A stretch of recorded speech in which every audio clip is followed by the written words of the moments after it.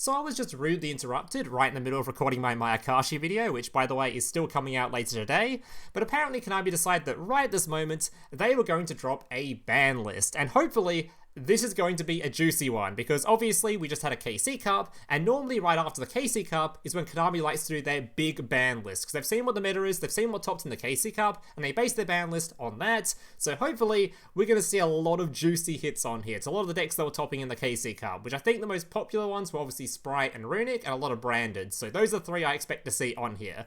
And like the very unoriginal YouTuber I am, we're going to record a reaction video today to this ban list. But before we get into that, just a reminder, if you do enjoy this kind of content and want to see more reactions or reviews of ban lists, stuff like this, remember to let me know in the comments down below, leave a like on this video, and consider subscribing to the channel so you don't miss out. Especially if you want to see a Mayakashi video, as that's coming out literally later today.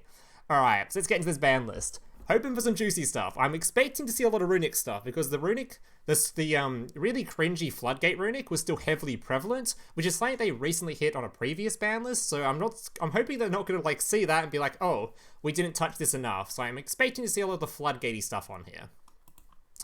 Alright, cards to be unlimited, so we're starting with the more for fun stuff first. We have Multi-Faker. So Multi-Faker, it can definitely come off. Altergeist is like, nobody plays Altergeist, it's extremely, like, uncommon, and it's a deck that's just, it's not really a meta-relevant deck. This will actually add a lot of strength to it, though, as this is their main starter, it's their main core piece, it's everything the deck needs, so hopefully if you're an Altergeist player, you'll be pleased with this, but yeah, it won't really change much. Alright, we'll go next. Soul-Eating Oviraptor. Ooh, Dino support, okay. So, there actually was a Dino top in the last KC Cup, so that's kind of cool to see.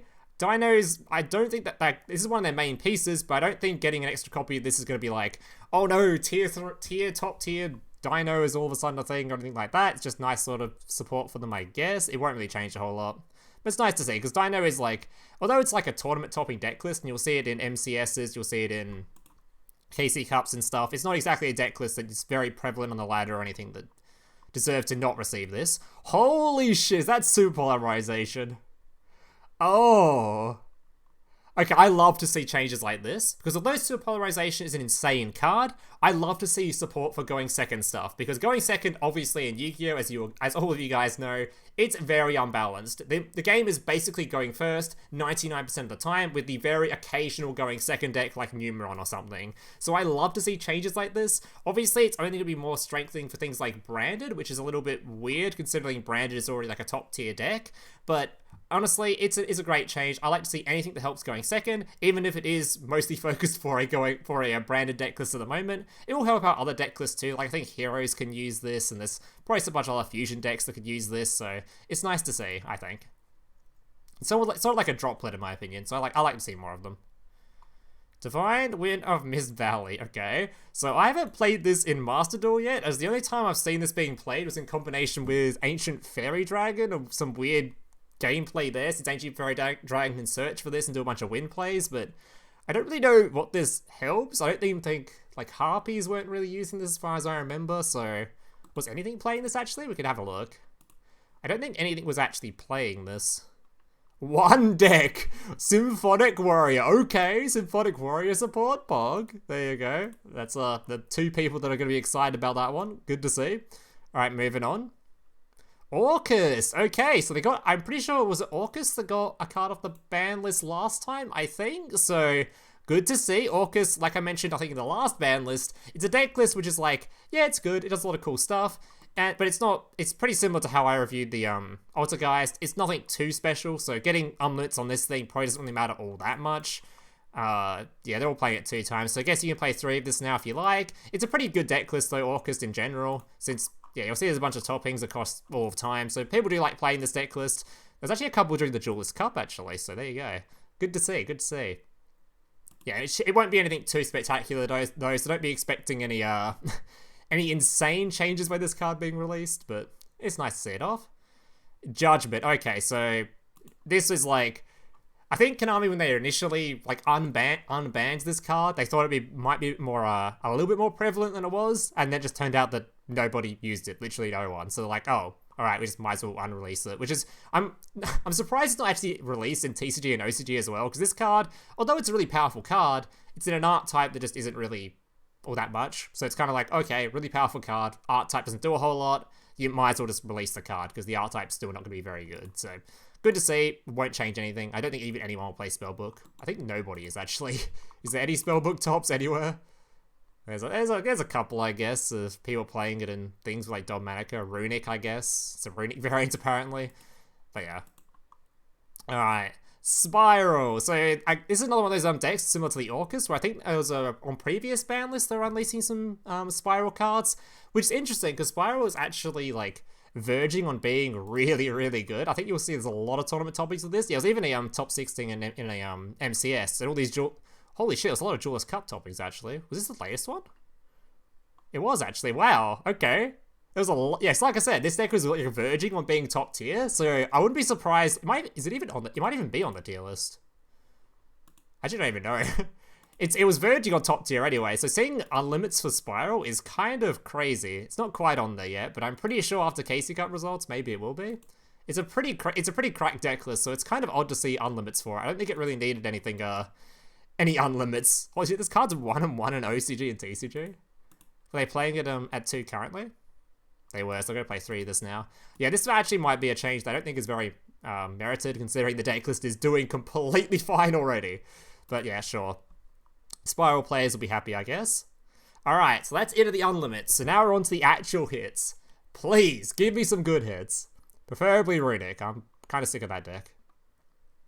Fountain, okay, you ask and you shall receive. Good to see. And this is actually like, semi-limits are normally not that impactful on decks because it's just like, oh yeah, -1 card lol. But removing Runic Fountain is quite important, as not only does it mean that you're going to see it a lot less, it means they can't get a hold of multiple copies, because Runic Jewels a lot of the time will sort of be grindy and go for a long period of time. So if you remove a couple of the fountains with things like Cosmic or whatever, they won't be able to get a hold of another one. If you banish it using whatever cards you've got, they won't just be able to get a hold of another Runic Fountain. It also means they won't be using like multiple Runic Fountains in a turn all that often, which is something they would do quite often to get extra draws. So this is a great hit to see. Do like it. It's obviously their main card. Without this, the deck is completely dead. So limiting this, good hits. Good hits so far. That deck's gonna have so many limits on it now. Alright, I wonder if the I assume the Sprite variant was playing it at 3. I actually haven't checked. Was Sprite playing it at 3? I know Sprite was only playing it at 2 anyway, so yeah, this is basically just a hit to the Floodgate variant, which is what I sort of predicted at the start of the ban list thing. Because yeah, most people, because this is the one that I think Konami doesn't like. They probably don't care too much about the Runic Sprite one. They just hate the Floodgate variant. So yeah, I assumed it'll be mostly hits towards that. Runic, okay, the search spell for the deck's going to 2 as well. So Fountain got cucked and the search spell. This deck just got way less consistent. That's two of their main, that's basically their 2 best cards just got hit.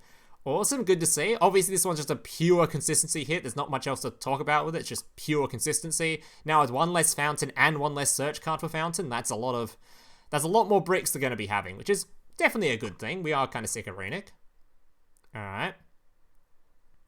Oh, okay. Now we're getting hits to deck list I play. We've gotten a hit to our Necro Face, which is obviously Chaos Ishizu, if you guys don't know, was decking people out. So with a hit like this, I don't think it changes too much. It just means we're not going to be decking out as much. But the whole point of that deck list, at least when I played it, I didn't really care too much if I decked my opponent out. I just wanted to make sure they lose a lot of cards from their deck. So I think I would still play the deck list even in the Necro Face variant of it, even with this card at 2. But I think this is actually a fine change, because I can agree with, as much as I enjoyed playing the deck list, I more enjoyed it for the fact that it was sort of a puzzle trying to get to different win conditions and seeing how much stuff and all these interactions you have with all this stuff in the graveyard, summoning like 16 different things and trying to work out how to get to your perfect end board. But I kind of agree with people when they say things like the mill variants, which are like sort of FTKs a lot of the time, and just, it's pretty cancerous way to play the deck, so I don't mind this being here. It's definitely a good thing, I imagine. Alright, and it means you can obviously still play the deck. It doesn't actually really affect it all that much. It just means that that one sort of milling strategy is a lot weaker. Alright. What if there any punks on here? Hawk. Wait, Hawk's moving up. Oh, so they took out Necro Face and gave us a second Hawk. Oh, that's cool. Okay. So I'm literally just going to take out my one Necro Face and my one Hawk. Okay, this is a long time coming, I think. Even in TCG and OCG, this card was already pushed up a bit. And this card's like, yeah, it had no reason to really be on here. It's like, it's not like Thunder Dragon was struggling, or Chaos decks were struggling to get a hold of this card anyway. It was just kind of annoying that that it was at 1. So I kind of like this change. It's fine, sure. Because obviously you just use this to make Colossus, so it's nice to be able to have just an extra method of doing that. Also means you don't have to, you can search for the other Thunder Dragon cards occasionally, other stuff. Anyway, moving on. Oh, that's it. Okay, so that's it of the semi-limits. Let's move on to the limits now. Alright. What have we got? Skill Drain, yes! Okay, I think Skill Drain might be my most hated card in Master Duel. I think I just despise this card. I hate it so much. I know it's not necessarily the most, like, insane card. There's a lot of decks that can play through it, but in my opinion, just a card that just flip face up, your opponent can't use any card effects, it just seems silly to me. I don't see how that's like a good way to play Yu-Gi-Oh! Where you just stop one person playing the game after just one card flip. I kind of get it if it took them to like a whole giga strategy of summoning 15 things before they sort of got to a state where they could negate a bunch of stuff, but if it's just like, yeah, game start, flip, negate, opponent concede, I just don't really see that kind of gameplay. But that just brings up a whole, do you like Floodgate debate or whatever. I don't mind the other Floodgates as much, but Skill Drain I really despise. I think just being able to not use monster effects straight up is just really, it's such a boring way to play Yu-Gi-Oh! Anyway, so good to see this one. Fantastic hit. Hope to see more on here, honestly. I wonder how many, I assume it wasn't that prominent, because I know Skill Drain wasn't super prominent in most of the Runic variants anyway. Actually, never mind it. 78% were playing it too. Never mind, I'm talking out my ass. Never mind. Hit quite a few other decks too. Dark Magician, Labyrinth, Eldritch. Actually hit quite a few other decks too.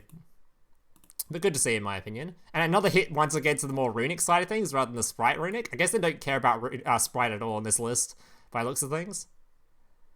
Alright. Rive. Oh my god. Okay. Yeah, they're really going hard on the Floodgates. I love this. Damn. Rivalry at 3, okay. So Rivalry's now going to 1 as well. They really hitting the Floodgates. I'm pretty sure the Runic variant of Sprite, oh sorry, not Sprite, the Runic variant of just pure Runic has to be like, it has to be on life support after this, surely. It's so many hits to it now.